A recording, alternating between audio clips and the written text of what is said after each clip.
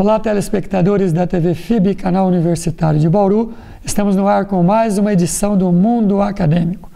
O Mundo Acadêmico tem o prazer, mais uma vez, de receber um economista e consultor financeiro e executivo também, Carlos Setti. Obrigado, Setti, mais uma vez, pela sua presença aqui no Mundo Acadêmico. Prazer muito grande estar aqui sempre. Ok. O assunto hoje é economia, aspectos econômicos, aquilo que efetivamente pode estar pegando aí no dia a dia, com essa mudança de governo, com essa transição que nós estamos passando hoje. Vamos falar bastante com o Setti, que é economista, especialista nessa área, sobre economia. Voltamos já já.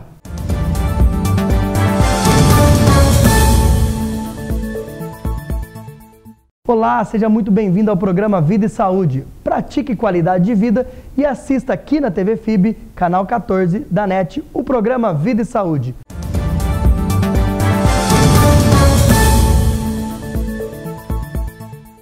Estamos de volta com o Mundo Acadêmico, professor Carlos Setti aqui no nosso estúdio, e é sempre muito bacana, muito legal, muito interessante discutir com um professor que também é professor da nossa pós-graduação, leciona disciplina de planejamento estratégico, economia empresarial e também finanças corporativas.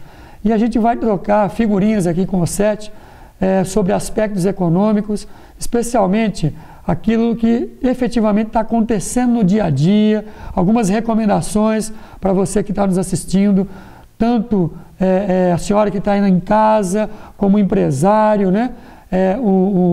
A TV universitária tem muito esse objetivo, né? De estar muito próximo com você que está nos assistindo e passar orientações, que é aquilo que nós construímos aqui dentro da universidade. Bom, Setti, sabemos que estamos no momento de transição de governo, né? O impeachment da nossa presidenta Dilma, que ainda está sendo votada no Senado, e a chegada do novo e interino presidente Michel Temer. Vamos falar sobre aspectos econômicos dessa transição. Sabemos que estamos ainda numa crise política, que está sendo aos poucos atenuada, e uma crise econômica que veio junto e conflitou e pesou bastante, está pesando ainda no bolso das pessoas, da sociedade de modo geral. Eu queria que você, de um modo geral, falasse para o público que está nos assistindo essa transição, Setti, de governo, Dilma para Temer. Quais são, o que você já sentiu que mudou, o que tem para vir ainda dessa fase de transição? Ok, Carubino, o que mudou, que nós percebemos, foi o nível de confiança. Primeiro porque sempre quando muda um presidente, há uma expectativa positiva. Segundo lugar, que a equipe econômica mudou, né? Só da gente pegar o Henrique Meirelles para a Fazenda, que começou a colocar uma questão mais pé no chão, né? Realista, como ele mesmo diz, não vou enganar ninguém. A situação está assim, o que nós temos que fazer, o remédio vai ser amargo, mas será esse e nós vamos sair dessa. E também a troca do presidente do Banco Central, agora com o Ilan Godfrijan, eu acho que dá um ânimo novo. Sem considerar outros ministros que estão em algumas outras pontas. Agora, a Fazenda e o Banco Central é que determina, na verdade, o coração do país, né, da economia. Se vai bem aí, o coração bate bem. Se não vai, começa a ter problema e consequentemente, outras consequências. A expectativa é melhor do que a anterior. Como você muito bem colocou, apesar da questão política que está na mesa, né, ainda tem que se votar pela segunda vez a questão do impeachment da ex-presidente, mas o que o Meirelles, ministro da Fazenda, tem feito, ele diz o seguinte: eu vou tocar a economia. Independente do que acontecer na política, o tempo que eu ficar aqui eu vou fazer. Se continuar depois, eu acho que já terá tido um bom alicerce e que a gente tem uma perspectiva de que esse país possa melhorar. Certo, certo. Em relação ao que a presidenta Dilma, o aspecto econômico, obviamente, como ela estava sendo conduzida, né, no governo Dilma, quer dizer, em um ano nós tivemos 2 ministros da Fazenda, né? O Levi e o Barbosa, né? Quer dizer, isso não é bom, a gente sabe disso, né? Isso demonstrou uma insegurança para o mercado, especialmente para o mercado, para a indústria, né, para o comércio, para os investidores internacional. Eu acho que a chegada do Meirelles trouxe, como você bem disse, uma segurança, né? Um norte, um caminho. Isso já deu para sentir, né, Sete? Deu para sentir. O que estava acontecendo antes, sem fixar muito no passado, é que a presidente havia perdido a liderança do país, né, em todos os segmentos. Todos os sentidos, né? E a partir daí, tudo que ela falasse, mesmo que ela, em algumas vezes, ela falou coisas certas, não tinha mais credibilidade. O mercado não aceitava, não aceitava, né? As pessoas não aceitavam, as empresas ficavam meio com medo de ir naquele caminho. E isso é muito complicado, isso em qualquer âmbito da sociedade. Quando você tem um líder que perdeu a credibilidade, é melhor trocar mesmo do que manter, porque o desastre poderá ser maior. Foi um pouco do que aconteceu sob o ângulo político. A presidente perdeu a liderança e perdeu a credibilidade. Então, com a entrada do Temer, há uma perspectiva nova. O tempo vai dizer se deu certo. Porém, há uma expectativa, como eu disse há pouco, melhor. E o que eu percebo é o seguinte, a própria liderança mudou, porque alguns aspectos que a presidente afastada, tentou passar no Congresso, não conseguiu. O Temer já conseguiu, como por exemplo a desvinculação da Receita.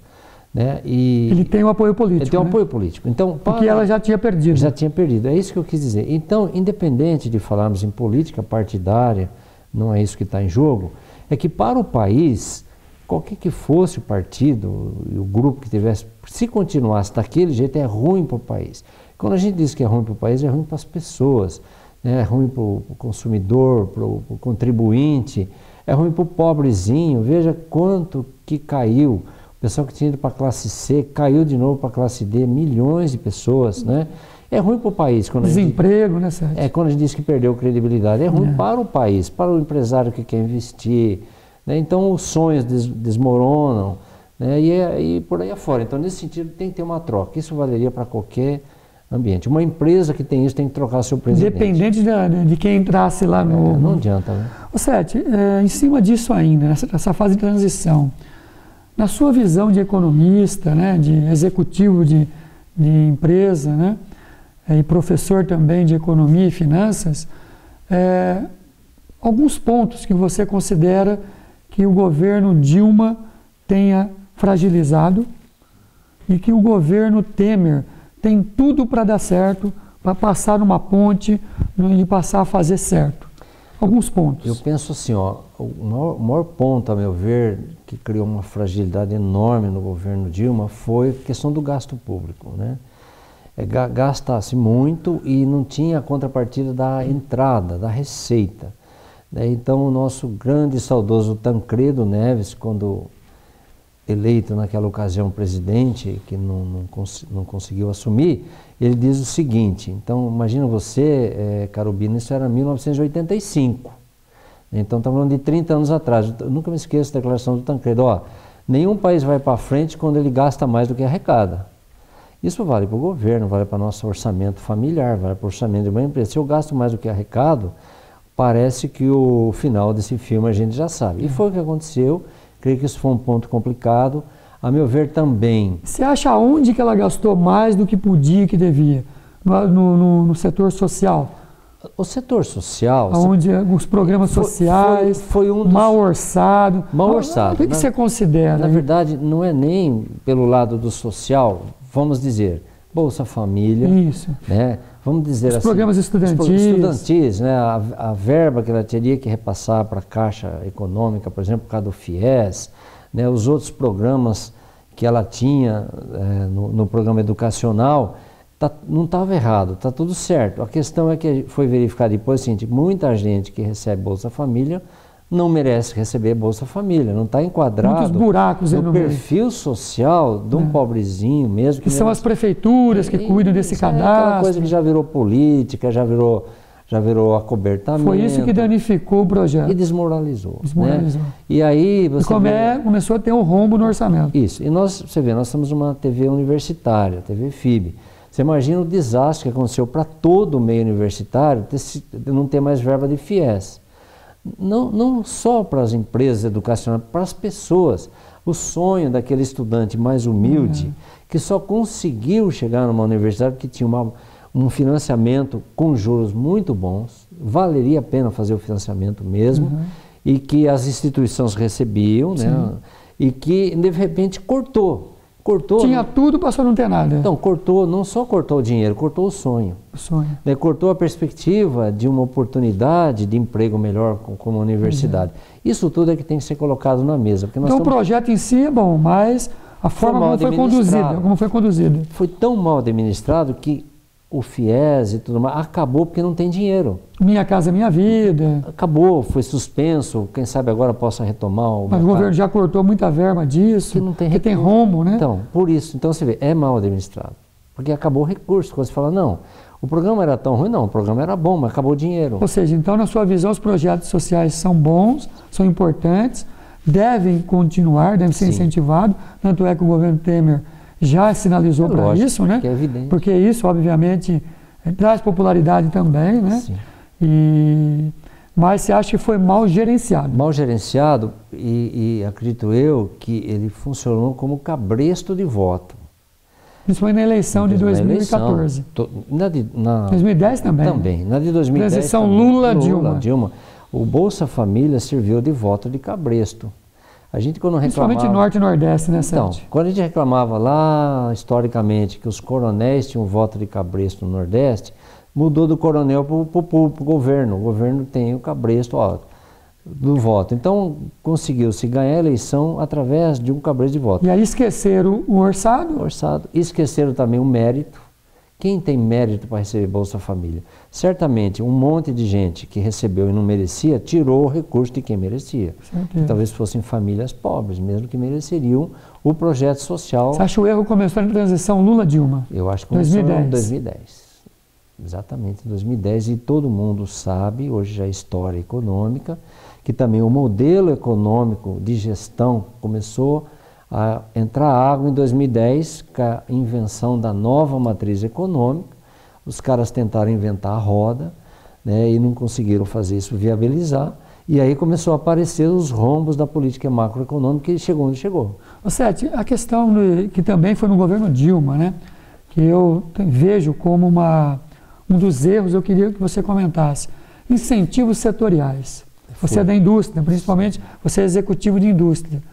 Como é que você enxerga essa forma de atuar do governo Dilma, concedendo incentivos setoriais, tributários principalmente? Eu acho que, de novo, foi muito lobby.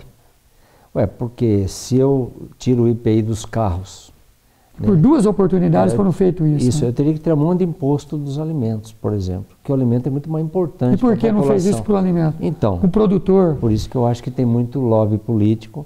Em particular, as indústrias de automóveis concentram, esse é um ponto de vista pessoal, mas eu acredito que muita gente pensa, concentra exatamente a origem do PT e do Lula, CUT de São Bernardo, eles não queriam que tivesse desemprego lá, então tiraram que era base sindical, sindical, né? E base até política. Política, né? Então eu acredito que teve muita coisa que não foi só economia. Porque por economia, mais que refletiu na economia. Eu acredito que muitos outros setores de atividade, ou outros também, mereceriam também o que o automóvel recebeu. Certo, mas isso também danificou o orçamento. Claro, porque olha, imagina quanto de IPI, que é um imposto federal... O governo abriu mão. Abriu mão da receita dele para poder pagar os gastos, inclusive os gastos sociais... Tirou de algum lugar, né? Que são justos, os gastos... Tirou de algum lugar. Sim, aí vai o quê? Veja a nossa dívida como cresceu. Ele foi no mercado financeiro, jogou papéis, jogou títulos para poder ter o fluxo de caixa para bancar tudo isso, subiu o juro, porque se não subir o juro, eu não consigo colocar papel de um país em grande grau de risco, tanto é que nós perdemos o grau de investimento. Então, quer dizer, como que eu coloco um título de um país que tenha credibilidade? Eu tenho que pagar o juro alto, que o juro alto cobre e aumenta o risco. Exatamente, é coisa de banco. Então, aí nós aumentamos a nossa dívida, aí deu no que deu. Quer dizer, então hoje nós estamos pegando um país, quem está pegando um país, é um país quebrado. Insolvência. Insolvência, um país quebrado. Tem que começar para recuperar tudo. Dívida externa em alta. Em alta. Né? Dívida interna em alta. Com emissão de títulos muito alta. Por conta que tinha que arrumar dinheiro para o fluxo de caixa, como é que paga? Sete, já que não vem pelo imposto. Exato. Aí eu queria pegar justamente um gancho em cima dessa questão tributária, porque tem um rombo, a conta não está fechando. Né? Então existe um déficit orçamentário e foi nominado pelo governo Temer em 170 bilhões para este ano. Para esse ano. Né? É muito dinheiro.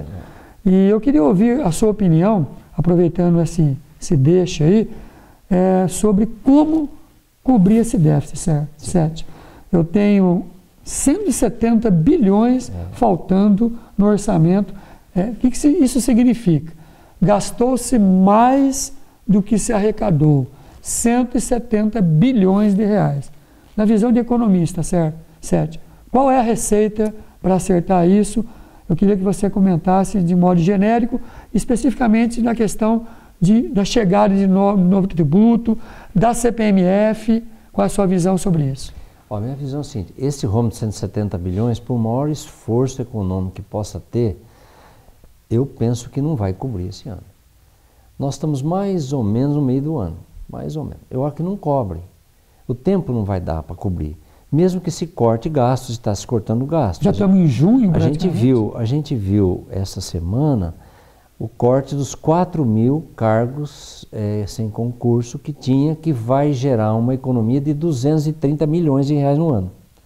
Que era coisa que não agregava valor nenhum à administração do país. O enxugamento dos ministérios, tudo isso tem muito a ver. Mas isso não dá uma resposta de curto prazo. E os 170 milhões estão aí para pagar. Só que em contrapartida ele teve que bancar aí um aumento dos funcionários público, né? Já negociado, né? Que já no governo anterior. E que se não fizesse ia ter greves e coisas. Tem problemas muito múltiplos, né? De parar a máquina pública. Então sempre tem que ter uma composição. Penso que esse ano ele não consegue arrumar por melhor, não tem jeito. Penso que as medidas, né, de gastos vale a pena. Essa da desoneração da receita que acabou de passar, acho que vai dar uma liberdade de gestão para o Temer quando a Dilma voltar. Mas isso é PEC, né, Sérgio? Isso Sim, é PEC, né? PEC. Tem que alterar a Constituição. Constituição. Né? Eu acredito que eles conseguem. Tem a maioria hoje. Porque a Constituição de 88, que foi muito boa e ainda é boa, em alguns aspectos ela está superada. Essa de vincular toda a receita está superada, não se consegue administrar nada, nenhuma empresa, nenhum país hoje assim. Fica muito engessado, né? Cada coisa que eu aumento minha receita, mas tanto é para cá, não tem. Em 88 isso era válido, em 2016, 30 anos depois, não é válido. São momentos diferentes. O mundo mudou, a globalização, a gestão, as próprias necessidades do país, as prioridades. Se você tiver engessado, é igual a prefeitura, não vai a lugar nenhum. Você tem que ter uma flexibilidade. Ele está conseguindo isso. Eu acho que vai ter para o Temer, ou para quem vier depois ou não do Temer, eu acho que isso é um grande ganho na gestão pública. Outra coisa que vai ter que fazer, dentro da sua pergunta, caro Bino, além do que eu disse, tem que continuar as reformas estruturais. E quais são essas reformas, a sua visão de economista? No momento, com muita dor no coração, a mais importante é a da Previdência. Lamento dizer que a má gestão dos recursos da Previdência ao longo dos anos chegou a um ponto agora, que é o seguinte: ou eu mudo ou mudo. Então o governo não vai ter como pagar mais os benefícios. Não, caro Bino, nós dois, que já somos aposentados, a gente ainda vai ter um tempo. Eu não sei se os nossos filhos terão Previdência e assim por diante. É uma questão de mais e menos, é fazer conta de matemática. Então, acredito eu que quem tiver responsabilidade, veja que o ministro Nelson Barbosa, do Planejamento, de que foi para a Fazenda, do governo Dilma, defendia a reforma da Previdência, porque, como bom economista que ele percebeu o futuro, o seguinte, uma coisa eu vejo hoje, outra coisa eu ver daqui a 10 anos. Tem que estancar um buraco não vai ter, a Previdência não vai ter receita para pagar quem está aposentado. Então, por exemplo, eu acho que a mais difícil, tem uma comissão que foi formada, inclusive com sindicalistas, para ver quais são os caminhos que o governo pode colocar para ser aprovado. Talvez seja inevitável algumas questões, uma delas é a idade mínima, porque, sendo realista, o brasileiro hoje tem mais saúde, o brasileiro hoje médio vive 70, 72 anos. Lamento dizer, mas se a gente quiser ter previdência no futuro, para nós mesmos e para os nossos filhos, tem que fazer a reforma, porque já tem um buraco de 40 bilhões de reais por ano. Como é que vai ser daqui a 5 anos, quando vai entrar mais gente para ser aposentada e a receita não vai? Então tem que mexer, lamentavelmente deixaram um monte de governo para trás, deixou ficar assim, Muitas irregularidades. Né? Muita corrupção dentro da Previdência. Então, outra coisa que tem que mudar na Previdência. Essa questão de, por exemplo, político se aposenta com 8 anos. 2 mandatos o cara se aposenta com o salário do dia. Então, o problema não está no pequeno. Sabe, não está no cara simples que ganha... Não é aquele que trabalha, não é o cara né? que ganha Quer dizer, ele paga a conta, né? Sim, ele paga a conta é ele que paga. Né? Não é aquele cara até 3 salários mínimos, que é um volume grande. É uma minoria elitizada que ganha. Isso tem que acabar. Senão a gente não vai... As benesses. As benesses. Tem que acabar com as benesses, tem que ser realista. Ué, se um cara lá trabalha, também o cara que foi serviços gerais a vida toda, que aposentou com 2 salários mínimos, também trabalhou 8 horas por dia, 30 anos. Então, 35 anos. Então, essa coisa de média tem que olhar. Isso tem que ser corajoso no Brasil. Então, tem que mexer muita coisa. Reforma previdenciária. Sim. O que mais, Sérgio? Eu penso a reforma estrutural que já foi feita dos ministérios, desse monte de gente, 4 mil que não fazia nada e ganhava. Olha, 4 mil pessoas para tirar 230 milhões por ano é dinheiro, hein? É dinheiro. Então, isso tudo é benesses do poder. E eu penso que, lamentavelmente, por um prazo determinado, meu ponto de vista, tem que voltar a CPMF. Não tem como eu ter receita para pagar esse buraco. Por exemplo, esse ano de 170 bilhões. Por tempo temporário, não pode ser permanente. A CPMF é o pior imposto que pode ter. A reação em cascata dele é muito ruim, aumenta custo. Só que se eu não for realista... Aumenta custo, aumenta preço final. Preço final, entendeu? Diminui o consumo. Mas se não for realista, você não paga essa despesa. Aí o buraco fica maior para 2017, 2018, etc. Então eu penso que por tempo determinado, e determinado mesmo, é 2 anos, é 3 anos, tem a CPMF, acaba. E você acha que o governo vai propor isso? Eu acho que vai, acho inevitável. Esse ano ainda? Esse ano 2016. ainda. Eu acho que com o Temer ou com Dilma... A Dilma era a favor da CPMF, né? Então tem que colocar, não porque a gente queira. Não eu não saída. quero, você não quer, você não aumenta a receita. Então, e continua o rombo de 170 bilhões. Então, para evitar um mal pior. Entendi. E outra coisa que eu queria dizer nessa questão de equilíbrio orçamentário do público é a volta do crescimento econômico.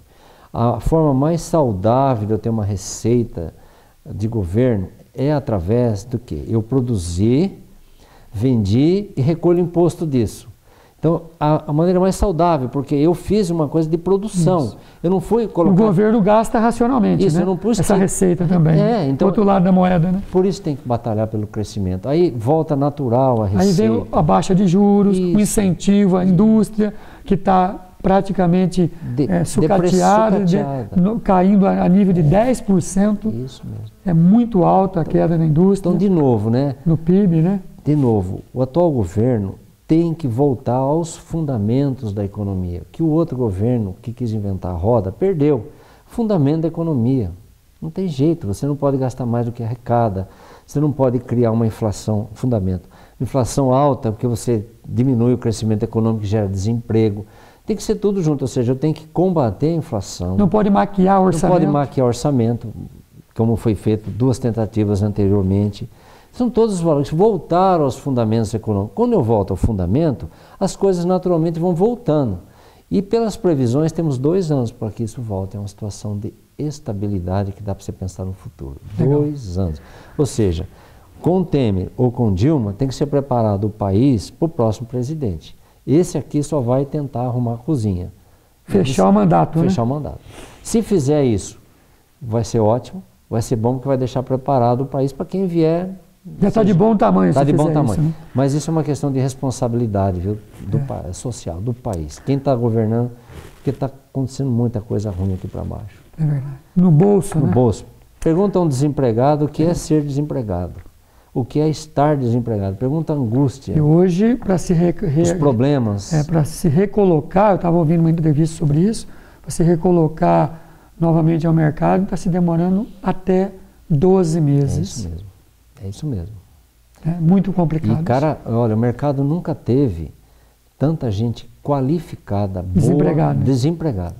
Assim, tivesse indo bem, todo mundo pegaria esses profissionais de ponta. Não consegue, porque não tem demanda, não tem crescimento. Produtividade, não tem crescimento. Mas nunca teve tanta gente boa no mercado que valeria a pena estar sendo admitido.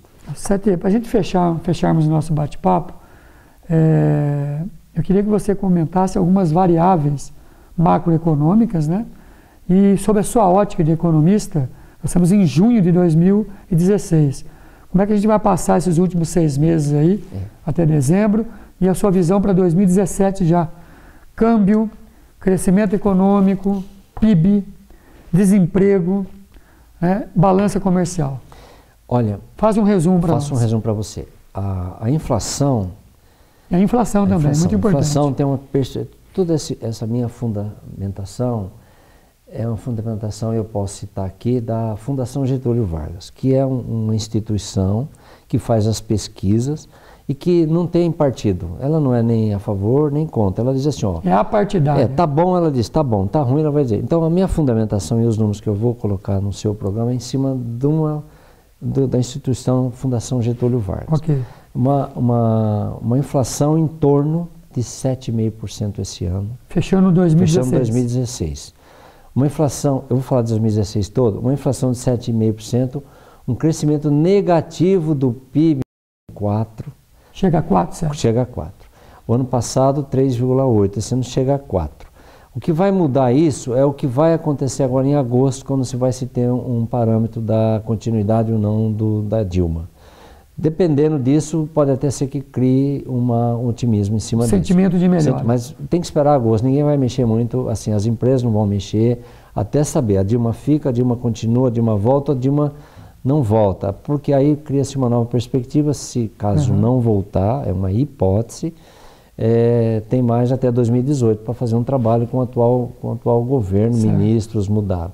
Então em torno de 4% negativo, desemprego batendo 12 a 13, ele está, essa semana foi 11,3 de desemprego. Subindo em ascensão. Em ascensão, então, por conta que as pessoas que estavam com seguro-desemprego voltam ao mercado de trabalho e não tem vaga.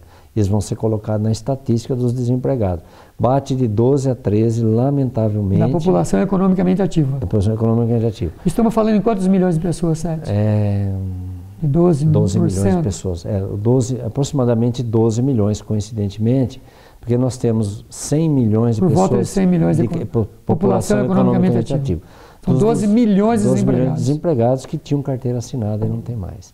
Sem considerar o subemprego, tal, que não está na estatística. Então é muita gente, você vê pelo consumo, pela inadimplência, que é muita gente que está sem ganho. É certo. Né? Então, a meu ponto de vista, isso daí... o câmbio, Sérgio. O câmbio, eu acho que o câmbio sobe, eu acho que a entrada do novo presidente do Banco Central, o Ilan, porque ele já disse sinalizou que não vai ter intervenção no câmbio, ele vai deixar o câmbio flutuar. Okay. Mas eu acredito que o câmbio sobe pelo próprio ajuste da própria economia do país. O câmbio subindo não é tão mal, porque o câmbio ele impacta em inflação. Né? Ele não subindo, eu me expressei mal. O câmbio chegando num preço de... Uma precificação. De lei de oferta e procura não é ruim. Nem para exporta, nem para importa. O próprio mercado define, né? Isso, eu me expressei mal, na verdade, é chegar num equilíbrio de preço do câmbio pela flutuação. Por exemplo, para quem exporta, hoje o câmbio está 3,42, fechou, 3,50. Tudo bem, se eu tenho mil dólares, eu vou pegar 3.500. Se for 3.80, eu vou pegar 3.800. Favorece o exportador. Favorece o exportador, favorece a entrada... Que é o que está acontecendo hoje. Hoje, que já melhorou. Favorece a entrada de receitas saudáveis, que é de produção, favorece o emprego nos exportadores que vão contratar porque estão exportando. Tem uma contrapartida, mas que eu acredito que já foi absorvida, que é o impacto do câmbio na inflação. Porque se eu tenho matéria-prima importada, ele sobe, eu vou ter um custo que eu vou ter que repassar. Mas eu acredito que a maior parte do impacto do câmbio na inflação já está precificada. Então eu acredito que ele não pode ir acima de 4, aí ele de novo vai trazer um impacto sério na inflação, porque ninguém trabalha com esse número. Mas trabalhar com um número de entre 3,50 a 3,80 de câmbio, todo mundo já... Está dentro da curva. Da curva do custo. Então, o impacto que ele podia dar, ele já deu. A indústria já incorporou, o comércio já incorporou. Já incorporou. Okay. Então, eu acredito que o câmbio vai acontecer isso, né? E balanço comercial? Balanço comercial eu acho que é positivo até por conta do câmbio. Por causa que está exportando-se mais e importando-se menos. Principalmente nesse momento. E parece que houve um recorde agora. Houve um recorde, porque nesse momento é o grande momento da exportação da balança comercial agrícola, onde se coloca do agronegócio, coloca tudo lá para fora. Esse é o momento, geralmente mês de abril, março, abril, maio, junho, é o momento da grande exportação da balança do agronegócio. Então aí ele levanta.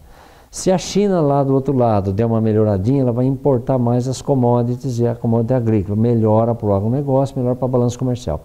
Eu penso que a balança comercial esse ano será positiva, o que é bom para o país, porque quando a gente diz que eu exporto mais do que importo, eu gerei divisas para o país, entrou uma receita em dólar saudável, que não é receita, as reservas, né? Que não é receita de empréstimo. E aumenta as reservas. Muito, né? Claro, que é um colchão de liquidez. Maravilha, Sete. Ficaríamos muito mais tempo discutindo.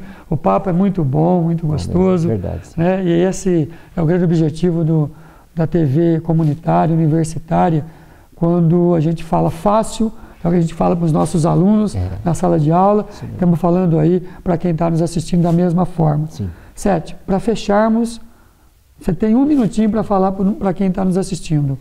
Recomendações gerais nesse momento de transição. Ok, para o consumidor final, eu recomendo que não gaste mais do que você ganha, em nenhuma hipótese. Quer dizer, regularize suas despesas, seu orçamento, segure tudo que não agregue valor. Mordomias, desperdício, segure tudo, se é que você tem mordomia ainda hoje. Sai fora de uso de limite de cheque especial. Se você tiver, faça um consignado, alguma coisa, se você tiver empregado, que ainda vale a pena você pagar esse limite que você usa, porque não é possível usar um juros que está te custando de 8% a 10% ao mês, algo como 280% ao ano. Cartão de crédito, não pague aquela quantidade mínima, porque o financiamento dele está te custando 400% ao ano, é um absurdo, vai quebrar você. Sai fora disso, regularize sua despesa, que é de forma temporária. Chame sua mulher, chame seus filhos, chame seu marido e fala, tem que segurar. É temporário, daqui a um tempo você vai voltar a ter tudo isso, mas por enquanto segura. Isso é despesa que você joga pela janela, não é comida em casa, não é energia elétrica, não é o gás, é despesa que você pode evitar. Para as empresas, austeridade nos custos, criatividade nas negociações, não deixe de fazer o seu marketing, porque se você deixar de fazer o marketing na crise, você desaparece. Controle sua eficiência, sua qualidade, vai dar certo. Daqui 2 anos a gente vai estar num outro país. Aí você pode me dizer, mas 2 anos, professor, é muito, mas é a realidade, não adianta a gente sonhar. Tem 2 anos pela frente de muita tempestade que a gente vai ter que ir superando aos poucos. 2018 será melhor. Legal, Sete. Mensagem de otimismo, é isso aí, nós temos esse grande objetivo também a cumprir perante a nossa sociedade, né, Sete? Isso mesmo. Obrigado pela sua presença mais uma vez. Prazer estar aqui. Outras oportunidades surgirão para nós continuarmos esse bate-papo aí. A gente sempre, periodicamente, estamos atualizando, né, os dados e projetando novos dados aí. E economia, finanças, são mudanças diárias e constantes, né, Sete? Obrigado pela sua presença. Sempre tem alguma coisa nova. Exato. Muito obrigado, eu que agradeço a oportunidade. Obrigado, Sete. E assim estamos encerrando mais uma edição do Mundo Acadêmico. Obrigado pela sua preferência e audiência. E até uma próxima oportunidade. FIB, uma faculdade de verdade.